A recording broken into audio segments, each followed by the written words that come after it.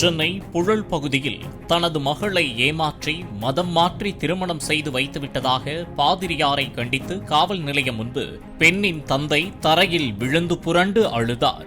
அம்பத்தூர் கள்ளிக்குப்பத்தைச் சேர்ந்த ஜெகதீசன் என்ற அந்த நபர் அளித்துள்ள புகாரில் பாதிரியார் ஜாம் ஜெபர்சன் என்பவர் இந்து மதத்தைச் சேர்ந்த தங்கள் மகள் டயனாவிற்கு மண்ணடியில் உள்ள ஒரு தேவாலயத்தில் திருமணம் செய்து வைத்துள்ளதாக சார்பதிவாளர் அலுவலகத்தில் பதிவு செய்துள்ளதாக குறிப்பிட்டுள்ளார்.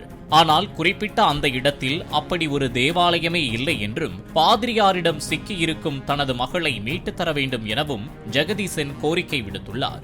இது தொடர்பாக கடந்த 7ஆம் தேதியை புகார் அளித்தும் போலீசார் உரிய நடவடிக்கை எடுக்கவில்லை எனவும் ஜெகதீசன் குற்றம் சாட்டியுள்ளார். என் பேர் டயனா.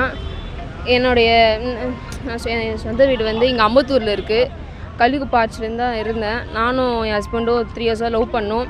எங்கள் வீட்டில் ஒத்துக்கலை அப்படின்றதுனால நாங்கள் கேஸ்ட் ப்ராப்ளம் அப்படின்றதுனால நாங்கள் போலீஸ் ஸ்டேஷனில் புகார் கொடுத்து நானும் அவரும் எனக்கு அவர் தான் வேணும் அப்படின்னு சொல்லி என் வீட்டாளுங்கிட்ட நான் எழுதி கொடுத்துட்டு இருந்தேன். அவங்களும் எனக்கு என் பொண்ணே இல்லை அப்படின்னு சொல்லிட்டு இது என் சொத்துக்கோ எதுக்கும் வரக்கூடாதுன்னு சொல்லி எழுதி கொடுக்க சொன்னாங்க. நானும் சரின்னு சொல்லி எழுதி கொடுத்தேன். அதுக்கு மறுநாள்லேருந்து எங்கள் வீட்டில் பிரச்சனை மேலே பிரச்சனை பண்ணியிருந்தாங்க.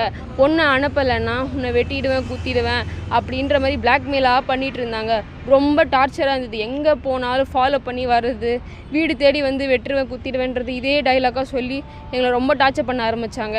அப்புறம் நான் கன்சீவாக இருக்குன்றத காரணம் காட்டி என் வயிற்றில் இருக்கிற குழந்தைய கலைக்கணுன்ட்டு என்கிட்டயே சொல்லியிருக்காங்க. அந்த ரெக்கார்டு என்கிட்ட இருக்குது.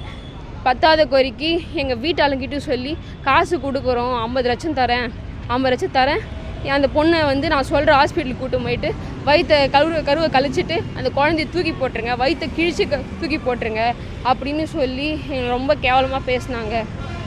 ரொம்ப கேவலமாக ரொம்ப அசிங்கமாக வேறு பேசினாங்க. எங்களுக்கு வாழ்கிறதா சாவுதான்னு எங்களுக்கும் தெரியல. நானும் என் ஹஸ்பண்டும் வேறு வழி இல்லாமல் வேறு எங்கேயோ போரூரில் ரெண்ட் எடுத்து வீடு தங்கி வாடகை இருந்து தான் இருக்கோம். என் ஹஸ்பண்டுக்கும் வேலைக்கு போகணும் அப்படின்னு தான் நானும் இருக்கேன். இவங்க இப்படி பண்ண ப்ரெஷர் தாங்க முடியாமல் என் ஹஸ்பண்டும் ஒரு சில நேரத்தில் லீவ் போட்டு தான் இருக்கார். ஸோ எங்களுக்கும் பயமாக இருக்குது.